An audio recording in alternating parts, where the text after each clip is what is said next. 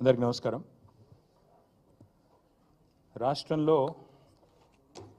కాంగ్రెస్ ప్రభుత్వం వచ్చి రాగానే మొట్టమొదటి రోజే కొలువు తీరిన మరుక్షణమే మొదటి సంతకంతో 2 లక్షల రుణమాఫీ చేస్తామని ఏదైతే ఉత్తర కుమార ప్రగల్భాలు పలికినారో అవన్నీ కూడా బూటకం, ఇదంతా పచ్చి దగా మోసం అని చెప్పి నేను మొన్ననే చాలా వివరంగా మీకు చెప్పడం జరిగింది.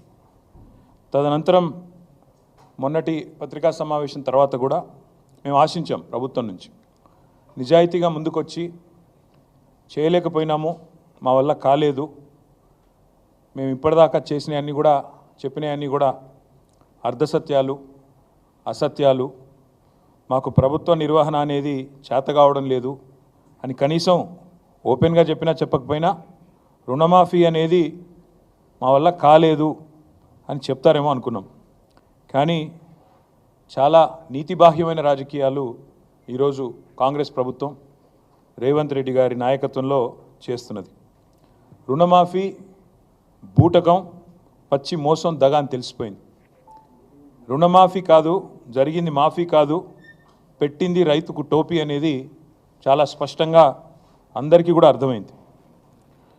రవ్వంత రుణమాఫీ చేసి కొండంత డబ్బా కొట్టుకున్న ఈ ముఖ్యమంత్రి డొల్లతనం, ఆయన చాతగాంతనం, ఈ అబద్ధాల ముఖ్యమంత్రి నిజస్వరూపం 70 లక్షల మంది రైతుల సాక్షిగా బయటపడ్డది.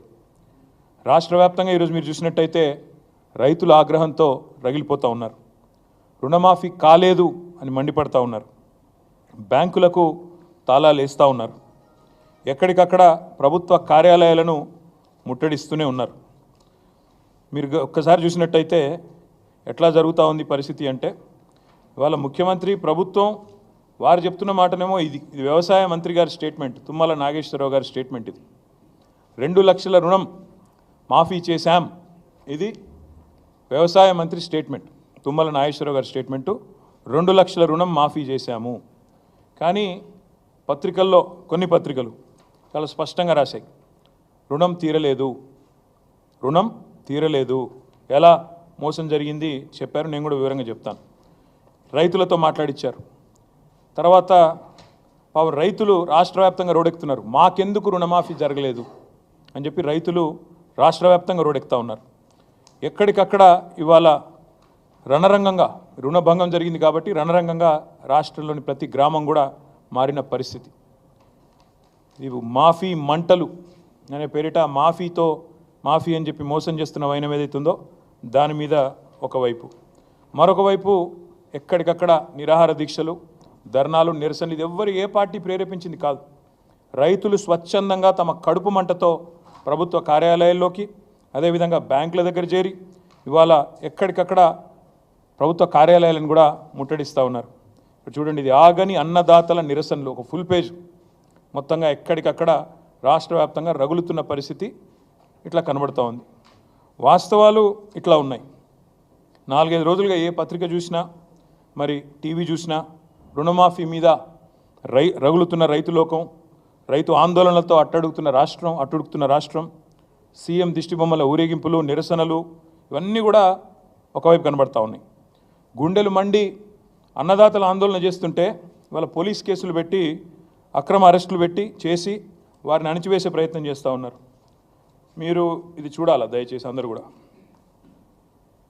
ఆదిలాబాద్ జిల్లాలో తలమడుగు మండలంలో 13 మంది రైతుల మీద, బజార్ హత్నూర్ మండలంలో 4 రైతుల మీద కేసులు పెట్టడమే కాదు, ఇది ఎఫ్ఐఆర్ కాపీలు, these are the FIR copies.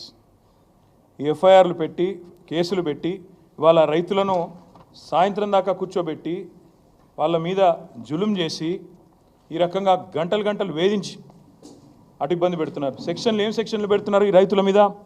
రుణమాఫీ జరగలేదు అని ఆందోళన చేస్తే 7 సంవత్సరాలు శిక్ష పడే విధంగా సెక్షన్ 126, 2 సంవత్సరాలు శిక్ష పడే విధంగా సెక్షన్ 189, 1 సంవత్సరం శిక్ష పడే విధంగా 223. ఇలా చాలా విచిత్రంగా attack on public servants, civil disobedience, ఈ రకమైన కేసులు రైతుల మీద 7 సంవత్సరాలు శిక్ష పడే విధంగా రైతుల మీద కేసులు పెడతా ఉన్నారు. ఇది వాస్తవం క్షేత్రస్థాయిలో ఉన్న పరిస్థితి. ముఖ్యమంత్రి గారేమో రుణమాఫీ చేసినాం, పాలాభిషేకాలు చేసుకోండి అని ఆయన ఉదరగొడతా ఉన్నాడు. ఇక ఇంకోవైపు వ్యవసాయ మంత్రి గారు 2 లక్షల రుణం అయిపోయింది, తీర్చేసినాం, ఇప్పుడే చూపెట్టాను మీకు ఆయన స్టేట్మెంటు, అయిపోయింది 2 లక్షల రుణమాఫీ అని ఆయన వ్యవసాయ మంత్రి తుమ్మల నాగేశ్వరరావు గారు. కానీ వాస్తవాలు దాచేస్తే దాగవు. ఇవాళ మంత్రులకు ముఖ్యమంత్రికి ఒక శృతి లేదు, సయోధ్య లేదు, సంయమనం అంతకంటే లేదు. దానికి ఒక చిన్న ఉదాహరణ ఇప్పుడు నేను మీకు చూపెడతాను, ఒకసారి ఆ వీడియో ప్లే చేయాలమ్మా.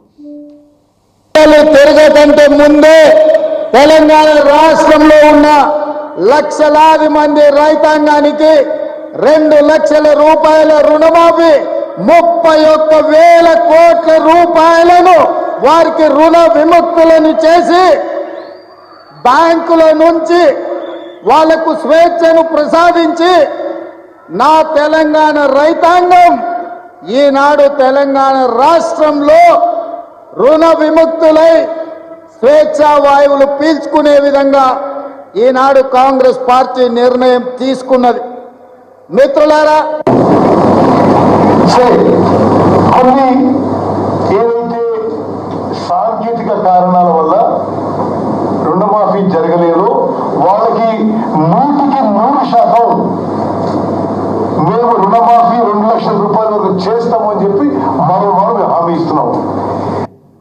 మీ అకౌంట్లలో మీ పేర్లలో వివిధ కారణాల చేత అర్హులైన రైతులకి తప్పకుండా మిగిలిన 12,000 కోట్లను కూడా మీ ఖాతాలకి రాబోయే రోజుల్లో ఈ ప్రభుత్వం చిత్తశుద్ధితో ఇవ్వటానికి ఉన్నది అని కూడా మరొక్కసారి మీకు గుర్తు చేస్తున్నాను. But his statistics is saying that so far only 7,500 crores only have been renewed and given to the farmers. So I request మీరు దాదాపుగా ముఖ్యమంత్రి గారు మాట్లాడిన మాట ఇప్పుడే నేను చూపెట్టాను. వ్యవసాయ మంత్రి తీయండి. వ్యవసాయ మంత్రి గారేమో 2 లక్షల రుణమాఫీ అయిపోయింది అని ఈ డాంబికాలు వ్యవసాయ మంత్రి. ముఖ్యమంత్రి అదే ఖమ్మం జిల్లాలో మీటింగు పెట్టి 2 లక్షలు ఇచ్చేసినాం, అయిపోయింది, 31,000 కోట్లు ఖతమైపోయింది, మీ అకౌంట్లో పడ్డాయి, ఇక మీరు సంబరాలు చేయండి, ఏట్లో దుంకండి ప్రతిపక్ష నాయకులు అని ముఖ్యమంత్రి. మరి ఇప్పుడే ఇంకా 3 మంత్రులు మాట్లాడినారు, ఉప ముఖ్యమంత్రి గారితో సహా. బట్టి గారు ఏమన్నారు? ఆయన చెప్పిన లెక్కలింటే, బట్టి గారు చెప్పిన లెక్కలింటే రుణమాఫీ వట్టిదే అని స్పష్టంగా అర్థమైంది. రుణమాఫీ వట్టిదే, జరగనే లేదు అనే మాట స్పష్టంగా అర్థమైంది. ఉత్తమ్ కుమార్ రెడ్డి గారు చెప్పారు సాంకేతిక కారణాల వల్ల. సాంకేతిక కారణాలు ఏమి లేవు, మీరు ఎట్లా తప్పించుకుందామా అని చెప్పి ఆంక్షలు కొర్రీలు పెట్టి ఎట్లా ఎగరగొడదామా పేర్లు అని చెప్పి చేసిన దిక్కుమాలిన దివాలా కోరు రాజకీయం తప్ప ఇందులో సాంకేతికం లేదు, మన్ను లేదు. అది వారు చెప్తా ఉన్నారు, జరగలేదు, the loan waiver is not completed అని స్పష్టంగా ఉత్తమ్ కుమార్ రెడ్డి గారు చెప్తున్నారు. బట్టి గారేమో ఓన్లీ 7,500 క్రోర్సే రైతుల ఖాతాల్లో పడ్డాయని బట్టి గారు స్వయంగా బ్యాంకర్స్ మీటింగ్లో చెప్తున్నారు. పొంగులేటి శ్రీనివాసరెడ్డి గారు చెప్తున్నారు ఇంకా కాలేదు, 12,000 కోట్లు ఇవ్వాల్సి ఉంది, ఇస్తాము, ఎప్పటి లోపల ఇస్తామో ఆయనకు కూడా తెలియదు, ఏం తెలియదు, కానీ ఇస్తాము అని ఆయన ఉదరగొట్టడం. అసలు ఈ ప్రభుత్వం నడిపే వాళ్ళకి రుణమాఫీ విషయంలో స్పష్టత ఉందా లేదా? ఇచ్చింది, ఒప్పుకుంది ఎంత అనే విషయం అసలు వీళ్ళకి తెలుసా తెలియదా? ఎందుకంటే చూస్తుంటే చీఫ్ మినిస్టర్, ఆయన డిప్యూటీ చీఫ్ మినిస్టర్, ఆయన కింద ఉండే మంత్రులు ఒకరికొకరికి సయోధ్య కానీ శృతి కానీ ఉన్నట్టు లేదు, ఇది స్పష్టం. మొత్తంగా వీళ్ళందరి డొల్ల మాటలు వింటే అర్థమైంది ఏంటంటే రుణమాఫీ సగం కాదు పావులా కూడా కాలేదు, కానీ మోసం మాత్రం పూర్తిగా జరిగింది, రైతులకు వంచన మాత్రం 100% జరిగింది. మాఫీ 20%, 30%, ధోకా 100%, ఇందులో ఏం డౌటే లేదు. ఇవాళ మళ్ళొక్కసారి వీళ్ళ దివాలాకోరు మాటలతో తేలిపోయింది. పెద్ద పెద్ద ఓటింగ్లు పెట్టారు ఊరంతా, రైతు స్వరాజ్యం అంటూ ఫ్రంట్ పేజీలో యాడ్సు, పెద్ద పెద్ద హోర్డింగులు. ఇది రైతు స్వరాజ్యం కాదు, రైతును ఏడిపిస్తున్న రాజ్యం, రైతును మోసం చేస్తున్న రాజ్యం అని మేము అంటా ఉన్నాం. అందుకే ఈ ముఖ్యమంత్రి, ఈయన మంత్రివర్గ సహచరులు, ఈయన ప్రభుత్వం చేస్తున్న మోసానికి వ్యతిరేకంగా రేపు బీఆర్ఎస్ పార్టీ ఆధ్వర్యంలో అన్ని మండల కేంద్రాలలో రేపు రైతులను కూడగట్టుకొని మా పార్టీ కార్యకర్తలు మేమందరం కూడా ధర్నాలకు పిలుపునిచ్చినాం. నేను ముందుగా ఈ ధర్నాకి పోయే ముందు మా నాయకులకు నేను విజ్ఞప్తి చేస్తా ఉన్నాను. మీరు నిరసనలకు శ్రీకారం చుట్టే ముందు నిన్న ముఖ్యమంత్రి మాట్లాడిన చిల్లర మాటలు, ఆయన అవాకులు చెవాకులు కారు కూతలు ఏదైతే దిగజారిన బజారు భాష వాడిండో తెలంగాణ తల్లిని ఉద్దేశించి తెలంగాణ తల్లి విగ్రహం పెట్టాలని మనం అడిగితే ఆయన ఏదైతే ఒక బజారు భాష వాడినాడో దానికి నిరసనగా రేపు ఎక్కడికక్కడ మీరు ధర్నాకి ఉపక్రమించే ముందు తెలంగాణ తల్లి విగ్రహం ఉంటే ఆ విగ్రహానికి పాలాభిషేకం చేయండి, నిరసనలో కూర్చోండి.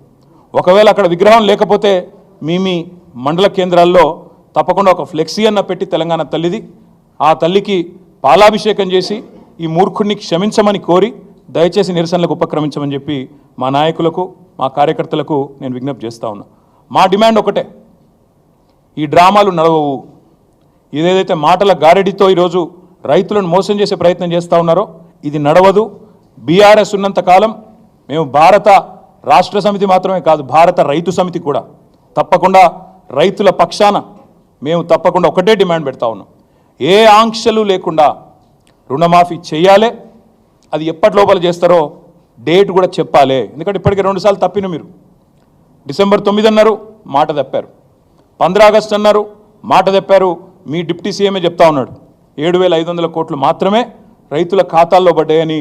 డిప్యూటీ సీఎం ఫైనాన్స్ మినిస్టరే స్వయంగా ఒప్పుకున్న పరిస్థితి, కన్ఫెషన్ స్టేట్మెంట్ ఇచ్చిన పరిస్థితి. కాబట్టి ఎప్పటి లోపల మీరు రుణమాఫీ పూర్తిగా చేస్తారు, ఎప్పటి లోపల మీరు ఈ ప్రాసెస్ కంప్లీట్ చేస్తారు, ఆంక్షలు లేకుండా. ఈ మాట ఎందుకంటా ఉన్నా అంటే మేము ప్రభుత్వంలో ఉన్ననాడు మేము రైతుల పట్ల మా ఆలోచన విధానం ఒకటే, కొత్తగా ఏర్పడ్డ రాష్ట్రంలో వ్యవసాయంలో సంక్షోభం ఉండొద్దు. తెలంగాణ రైతులు దశాబ్దాల పాటు కోరుకున్నది తెలంగాణ వస్తే మా బతుకు బాగుపడుతుందని కోరుకున్నారు. వ్యవసాయ స్థిరీకరణ జరగాలి, వ్యవసాయం స్థిరంగా మారాలి, దృఢంగా మారాలి, బలోపేతం కావాలి, రైతు కుటుంబం సంతోషంగా ఉండాలన్న ఉద్దేశంతో ఒకటి కాదు చాలా నిర్ణయాలు తీసుకున్నాం. నీటి తీరువ మొత్తం రద్దు చేసినాం, నీళ్లు పుష్కలంగా ఇచ్చాం. అది చెరువులు కావచ్చు, చెక్ డ్యామ్లు కావచ్చు, చిన్న చిన్న కుంటలు కావచ్చు, భూగర్భ జలాలను పైకి తెచ్చే ప్రయత్నం కావచ్చు, మేజర్ రిజర్వాయర్లు కావచ్చు, మేజర్ ప్రాజెక్టులు కావచ్చు, సమాంతరంగా ఏకకాలంలో ఇట్లాంటి కార్యక్రమాలు చేశాం. రైతుకు పెట్టుబడి ఇచ్చినాం. 72,000 కోట్ల రూపాయల పెట్టుబడి రైతుకు అందించిన మొట్టమొదటి ప్రభుత్వం స్వతంత్ర భారతదేశ చరిత్రలో రైతు బంధు పథకం ద్వారా కేసీఆర్ గారి ప్రభుత్వం. అదేవిధంగా 2 దఫాలుగా రుణమాఫీ చేశాం. 9.5 ఏళ్లలో దాదాపు 30,000 కోట్ల రూపాయల రుణం కూడా మాఫీ చేసినాం. అదే మాదిరిగా రైతులకు సకాలంలో విత్తనాలు ఇచ్చినాం. కరోనా లాంటి సంక్షోభ సమయంలో కూడా ఊరూరికి కొనుగోలు కేంద్రాలు పెట్టి బ్రహ్మాండంగా రైతుల్లో ఒక భరోసా నింపినాం. అదేవిధంగా 24 లక్షలు వస్తుండేనండి మొత్తం ప్రొక్యూర్మెంట్ FCA నుంచి. మనకు వచ్చే అలాట్మెంటు 20 లక్షలు అంత ఉంటుండే 2014లో. ఈరోజు అదే ఫుడ్ కార్పొరేషన్ ఆఫ్ ఇండియా మేము దిగిపోయే నాటికి దాదాపు 80-85 లక్షల అలాట్మెంట్ ఇచ్చే స్థాయికి తెలంగాణను తీసుకొచ్చింది కేసీఆర్ ప్రభుత్వం. మేము చెప్పడం కాదు, NCRB డేటా ప్రకారం, national crime records bureau data ప్రకారం భారతదేశంలోనే సూసైడ్స్, రైతుల ఆత్మహత్యలు ఎక్కడ తగ్గినాయి అంటే తెలంగాణ అని చెప్పి పార్లమెంట్లో కేంద్ర ప్రభుత్వమే స్వయంగా చెప్పిన పరిస్థితి, పత్రికలు రాసిన పరిస్థితి. This is what we have done.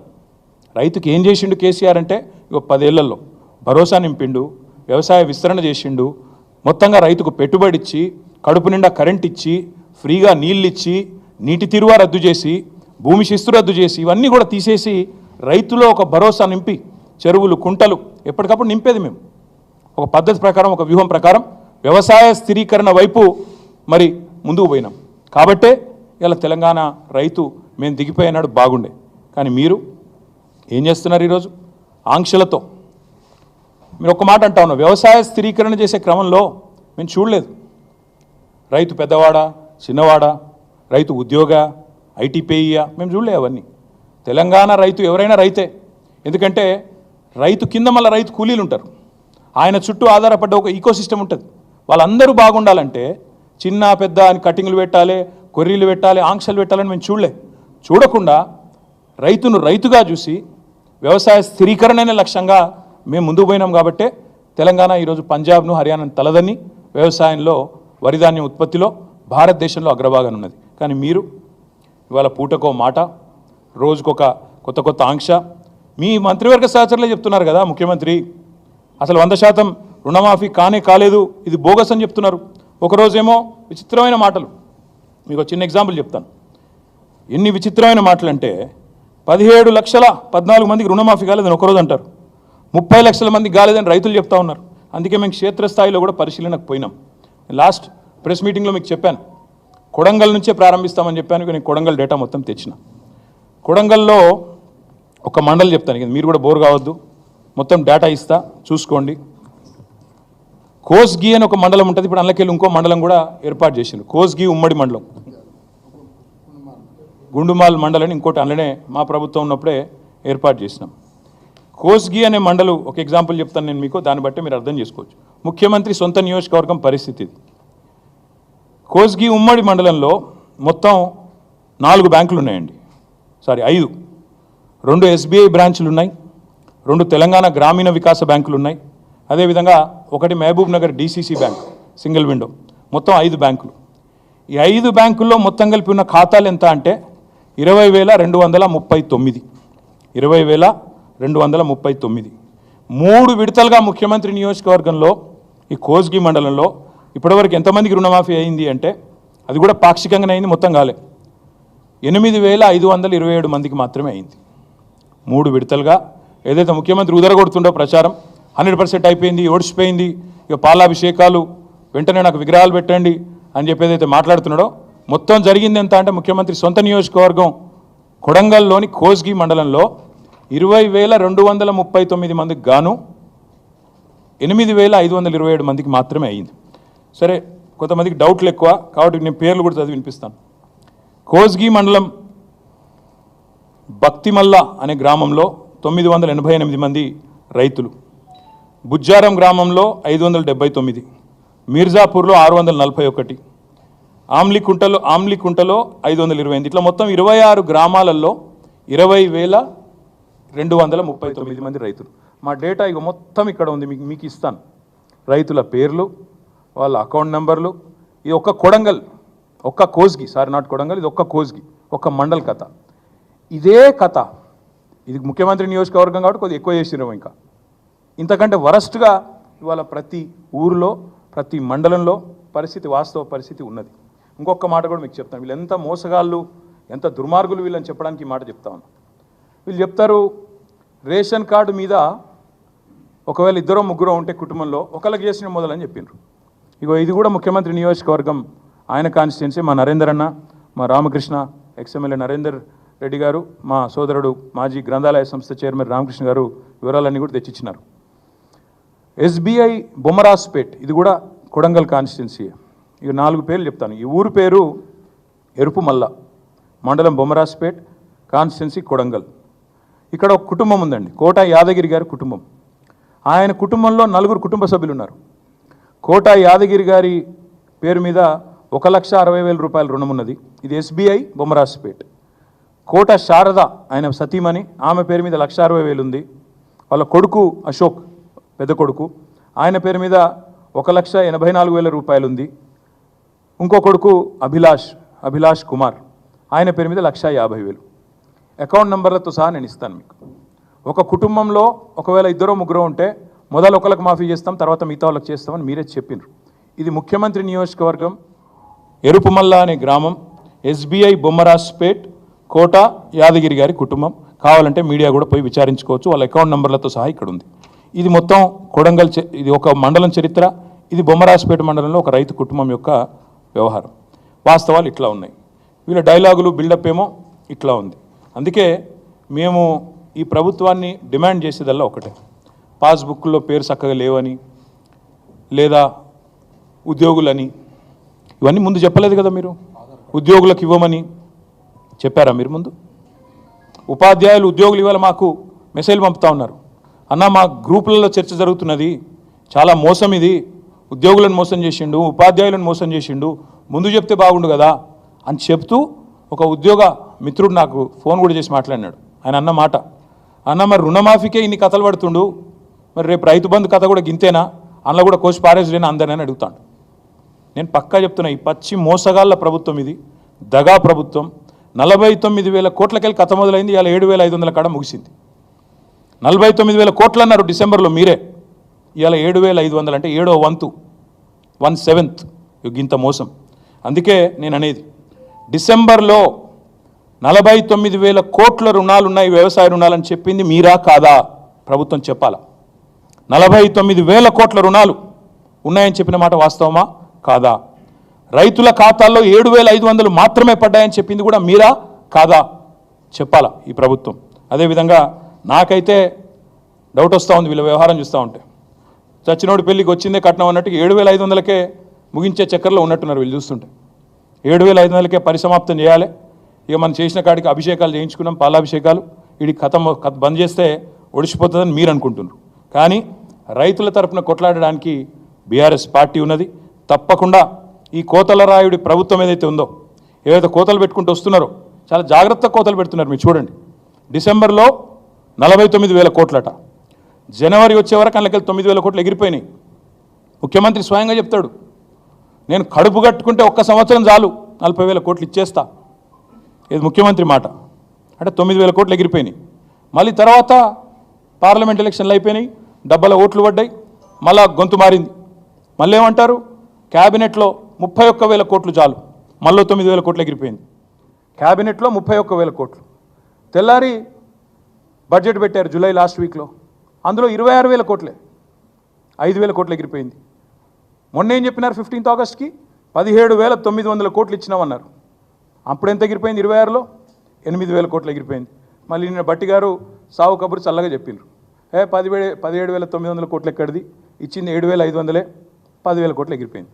ఎక్కడ 49, ఎక్కడ 40, ఎక్కడ 31, ఎక్కడ 26, ఎక్కడ మళ్ళీ 17,900, ఎక్కడ 7,500. ఇగో ఇది వీళ్ళ మోసాల పరంపర, వీళ్ళ కోతలు. అందుకే ఈ కోతల రాయుళ్ళ ప్రభుత్వాన్ని తప్పకుండా తూర్పారబడతాం, రైతుల తరపున ఖచ్చితంగా ఎండగడతాం. ఎవరైనా చీటింగ్ చేస్తే మనని వ్యక్తులుగా మనం పోయి పోలీస్ స్టేషన్లో చీటింగ్ కేసు పెడతాం. మరి లక్షలాది మంది రైతులను చీటింగ్ చేసిన ఈ ప్రభుత్వాన్ని ఏం చేయాలి? చీటింగ్ కేసు పెట్టాలా? ఏం చేయాలి? లక్షలాది మంది రైతులు ఆలోచించాలని చెప్పి నేను కోరుతా ఉన్నాను. 4 కోట్ల మంది తెలంగాణ ప్రజల సాక్షిగా చెప్పేది, ఈ 70 లక్షల మంది రైతులను ఖచ్చితంగా ఈ ముఖ్యమంత్రి వెన్నుపోటు పొడిచిండు, మాయమాటలతోని మభ్యపెట్టి తడిగుడ్డతో గొంతు కోసిండు. 100% నిజంగానే నువ్వు చెప్పినట్టు రుణమాఫీ చేసుంటే ఎందుకు తెలంగాణ ఇవాళ రైతుల నిరసనలతో అట్టుడుకుతా ఉంది? ఇక రైతుల నిరసనలు పెరిగంగానే ముఖ్యమంత్రి గారికి ఒక టాక్టిక్ అలవాటైంది బాగా, అటెన్షన్ డైవర్షన్ టాక్టిక్. ఏదో ఒకటి చిల్లర భాష మాట్లాడాలి, బజారు భాష మాట్లాడాలి, మాట్లాడి దానివైపు దృష్టి మలచాలి. దరిద్రం ఏంటంటే ఆయన బూతులు మాట్లాడతాడు, నికృష్టంగా మాట్లాడతాడు, దాన్ని రాసేవాళ్ళు ఉన్నారు, చూపెట్టేవాళ్ళు ఇంకా అదో పైశాచిక ఆనందం. కేసీఆర్ని తిట్టంగానే చూపెట్టి సంబరపడే కొన్ని మీడియా సంస్థలు, కొన్ని అందరిని అంటలేను, ఇక అదో రోగం ఉంది ఇక్కడ ఈ రాష్ట్రంలో. ఎందుకంటే వాళ్ళకి తెలంగాణ ఇష్టం లేదు, తెలంగాణ అస్తిత్వం ఇష్టం లేదు. కాబట్టి సహజంగా కేసీఆర్ని తిడితే సంకలు గుద్దుకుంటూ అరే బాగా తిట్టిండు అని సంబరపడే కొంతమంది సన్నాసులు ఎవరైతే ఉన్నారో వాళ్ళకి నేను చెప్తా ఉన్నా, మేము అటెన్షన్ డైవర్ట్ కాం, మేము బరాబర్ రైతులతోనే ఉంటాం. ఆయన ఎన్ని చిల్లర మాటలు మాట్లాడినా, ఎంత బజారు భాష మాట్లాడినా, తన వికృత స్వరూపాన్ని ఎంత బయట పెట్టుకున్నా మేము మాత్రం రైతుల కోసమే రణం చేస్తాం, రైతులతోనే ఉంటాం. మేము ఖచ్చితంగా ఎంబడబడతాం. ఇవాళ ఒకటి కాదు మోసం, చూడండి ఒకసారి. రైతు భరోసా పెంచుతా అన్నాడు, ఎగ్గొట్టిండు. రుణమాఫీ అన్నాడు, మోసం చేసిండు. బోనస్ అన్నాడు, బోగస్ అయిపోయింది. కానీ వదిలిపెట్టం, ఇచ్చేదాకా ఎంబడబడతాం. రైతులకు కరెంట్ అన్నాడు, 24 గంటల కరెంట్ అన్నాడు, ఎక్కడుందో మాకే తెలియదు. అందుకే ఈ రైతు ద్రోహి ప్రభుత్వాన్ని వదిలిపెట్టకుండా వెంటాడుతాం, వేటాడుతామని చెప్పి విజ్ఞప్తి చేస్తూ ఉన్నా. అందుకే రేపటి నుంచి మా పోరాటం రేపు మొదట అడిగే, డెడ్ లైన్లు మారుస్తూ ఉన్నారు, హెడ్ లైన్లను మేనేజ్ చేస్తూ ఉన్నారు. మాకు అర్థమవుతా ఉంది, రైతులకు కూడా అర్థమవుతా ఉంది. హెడ్ లైన్ మేనేజ్మెంటు, ఆస్ట్రేలియా పర్యటనలు మేము కూడా చూస్తున్నాం, రైతులు కూడా చూస్తూ ఉన్నారు. కాబట్టే నేను చెప్పేది, ఖచ్చితంగా ఈ ప్రభుత్వం ఏదైతే తేదీ చెప్పిందో 15 ఆగస్టు అని, మాఫీ చేయనందుకు మాఫీ మాంగో, కిసానో సే మాఫీ మాంగో పెళ్ళే. చేయలేదు, చేతగానోళ్ళం, సన్నాసం అని ఒప్పుకోకపోతే, మీరు ఇచ్చిన మాట కనుక నిలబెట్టుకోకపోతే వదిలిపెట్టం, వేటాడతాం. అక్రమ కేసులు, అరెస్టులు ఉపసంహరించుకోండి. ఆ ఎఫ్ఐఆర్లు ఏవైతే తలమడుగులో చేశారో రిజిస్టర్, మా ఎమ్మెల్యే అనిల్ జాదవ్ గారు నా దృష్టికి తీసుకొచ్చారు. నేను ఎస్పీ గారు కూడా మాట్లాడినా, ఉపసంహరించుకోండి నేను విజ్ఞప్తి చేస్తా ఉన్నా. రైతుల మీద కేసు పెట్టడం మంచిది కాదు. మరి రైతు డిక్లరేషన్లని పోజులు కొట్టి ఇప్పుడేమో పోలీస్ స్టేషన్లో పెడతామంటే ఊరుకోము, తప్పకుండా రైతుల పక్షాన్ని నిలబడతాం. అందుకే నేను అనేది, ఈ ప్రభుత్వాన్ని ఒకవేళ ఇట్లాగే మేము కేసులు పెడతాం, భయపెడతాం, ఏదో ఒకటి చేసి నడిపిస్తామంటే భవిష్యత్తులో ఇది మొదటి అడుగు మాత్రమే. భవిష్యత్తులో అవసరమైతే జైల్ బరో కార్యక్రమాన్ని కూడా పిలిపించేదాకా కూడా వెనకాడం, వదిలిపెట్టం. ఎంతమందిని పెడతావు జైల్లో? లక్షలాది మందిని పెడతావా? రైతులని లక్షలాది మంది మా కార్యకర్తలను పెడతావా? దగాబడ్డ రైతుల తరపున దండు కడతాం, కొట్లాడతాం. రుణమాఫీ జరిగేదాకా రైతులతో కలిసి రణం చేస్తాం. అన్నదాతల ఆందోళనలకు కూడా అండగా నిలబడతాం. ఈ దగాకోరు సర్కారును వదిలిపెట్టం, విడిచిపెట్టం. తప్పకుండా మాయమాటల ప్రభుత్వం మీద తప్పకుండా మా పోరాటం కొనసాగుతుందని తెలియజేస్తూ, ఈ రేవంత్ రెడ్డి చీటింగ్ మీద మా ఫైటింగ్ ఆగదు. ఆయన డెడ్లైన్లు మార్చి హెడ్లైన్లు మేనేజ్ చేసి తప్పించుకుంటా అనుకుంటే మా అటెన్షను, మా ఏకాగ్రత దెబ్బ తీయలేరు. తప్పకుండా ఈ రుణమాఫీ జరిగేదాకా బీఆర్ఎస్ పార్టీ. రేపటిది మొదటి స్టెప్ మాత్రమే. నేను ఈ డేటా మొత్తం కూడా మీకు ఇస్తాను. ఈ కొడంగల్ డేటా ఇస్తాను, పరిశీలించుకోండి. కొండారెడ్డిపల్లె డేటా అడిగాం, ముఖ్యమంత్రి సొంత ఊరు. అక్కడ కూడా 30-40% కూడా కాలే. మా బాలరాజు గారు చెప్తా ఉన్నారు. కానీ బెదిరిస్తున్నారు, బ్యాంకు మేనేజర్లను బెదిరించుడు. బీఆర్ఎస్ వాళ్ళు అనౌన్స్ చేసినారు, కొండారెడ్డిపల్లి వస్తామన్నారు, కొడంగల్ వస్తామన్నారు, ఇస్తే మీ తాట తీస్తాం అని కలెక్టర్లు ఫోన్ చేసి బెదిరిస్తూ ఉన్నారు. ఇదేనా రాజకీయం? అవసరమైతే మా బాలరాజు గారు నేను రిక్వెస్ట్ చేస్తూ ఉన్నా, రైట్ టు ఇన్ఫర్మేషన్ చట్టం ఉంది, సమాచార హక్కు చట్టం ఉంది. సమాచారం ఇవ్వడం అనేది, తప్పకుండా తీసుకోవడం అనేది మన హక్కు.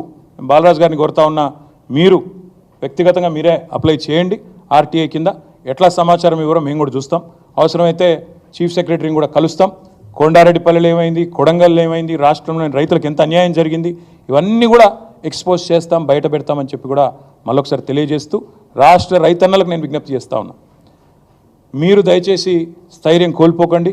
ఈ మోసగాళ్ళు ఏదైతే మిమ్మల్ని వంచిస్తూ ఉన్నారో, మీరు స్థైర్యం కోల్పోకుండా మీ తరపున పోరాటం చేయడానికి బీఆర్ఎస్ ఉన్నదనే మాట కూడా విజ్ఞప్తి చేస్తూ మీ అందరికీ ధన్యవాదాలు.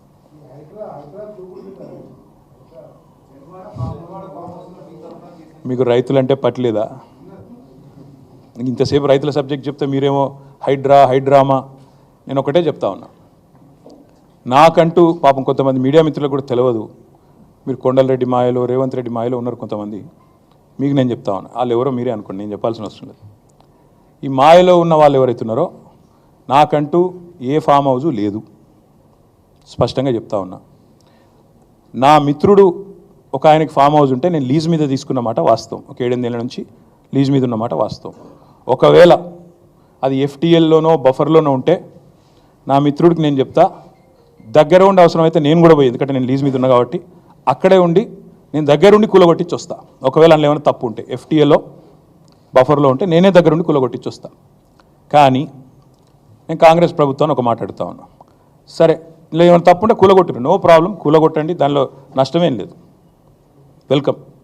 మంచి జరుగుతున్నప్పుడు అందరం ఆహ్వానించాల్సింది. కానీ నేరుగా అక్కడి నుంచి బయలుదేరి నాతో పాటు రండి, మంత్రులు, పెద్ద పెద్ద కాంగ్రెస్ లీడర్లు, ఎఫ్టీఎల్లలో బఫర్లలో కట్టిన రాజభవనాలు నేను కూడా తీసుకొని మీ అందరం కలిసిపోదాం. నాతో పాటు మీరు కూడా రండి మీడియా, నేను దగ్గర ఉండి తీసుకొని పోతా. నిన్న మొన్నటి నుంచి నేను కూడా చూస్తూ ఉన్నా సోషల్ మీడియాలో ఎట్లా బ్రహ్మాండంగా జూములు పెట్టి మరీ తీసినారు. గూగుల్ ఎర్త్తో, అది గూగుల్ మ్యాప్స్ ఏందో కానీ చాలా చక్కగా పెద్ద పెద్ద కాంగ్రెస్ నాయకులు పేర్లు చెప్పమంటారా? రెవెన్యూ మంత్రి గారు పొంగులేటి శ్రీనివాసరెడ్డి గారు, తర్వాత కేవీపీ రామచంద్రరావు గారు, ఆ తర్వాత పట్నం మహేందర్ రెడ్డి గారు ఎఫ్టీఎల్లో, తర్వాత ఇంకెవరున్నారబ్బా, సుఖేందర్ రెడ్డి గారు కౌన్సిల్ చైర్మన్ గారు, తర్వాత మన ఉన్నారు మధు యాష్కి గారు, ఇంకా చాలామంది ఉన్నారు. ఇంకొకటి కూడా ఉంది, రేవంత్ రెడ్డి గారిది కూడా ఏడుందో నేను చూపెడతాను మీకు. మీరు వస్తా అంటే రేవంత్ రెడ్డి వ్యవహారం కూడా చూపెడతా. ఎక్కడుందో మీకు శాటిలైట్ మ్యాప్లు పంపుతా, చూసుకోండి. నేనేమంటున్నా అంటే ఐ వెల్కమ్. ఎక్కడ నా పేరు మీద ఏదో మీడియాలో ఏదో వేసేసి ఏదో జరిగిపోయింది, ఏమో అయిపోతుంది, ఆడేమైనా తప్పుంటే కొట్టండి, నేను ఎందుకు వద్దంట. వెల్కమ్. నా పేరు మీద ఏ ప్రాపర్టీ లేదు, లీజ్ మీద నేను ఉన్నాను. మా ఫ్రెండ్ నన్ను తిట్టుకుంటాడు కావచ్చు ఈ మాట చెప్పినందుకు, ఇంతెందుకు మాట్లాడినారో నాయన నువ్వు అని, జీవితాంతం తిడతాడు కావచ్చు, పర్వాలేదు. నేను తప్పు జరిగితే దాన్ని కూల్చడంలో నేను దగ్గరుండి సహకరిస్తా. ఆడికెళ్ళి అట్లే కలిసిపోదాం. అదే హైడ్రానో అమీబానో ఏదో ఉంది కదా, దాన్ని తీసుకొని ఆడికెళ్ళి పోదాం. పోయి సీదా మనం పొంగులేటి శ్రీనివాసరెడ్డి గారితో మొదలు పెడదాం, ఎందుకంటే మంత్రి గారు కదా, వాళ్ళ తమ్ముడు కూడా అక్కడే ఉన్నాడు FTLలో. కూలగొడదాం, చలో ఒకటే రోజు మనందరం ప్రజలకు పారదర్శకంగా ముందుండి నిలబడదాం, మీరు మేము. నాకు ఎలాంటి ఇబ్బంది లేదు, ఎలాంటి అభ్యంతరం లేదు. If they want to take some action, let them take.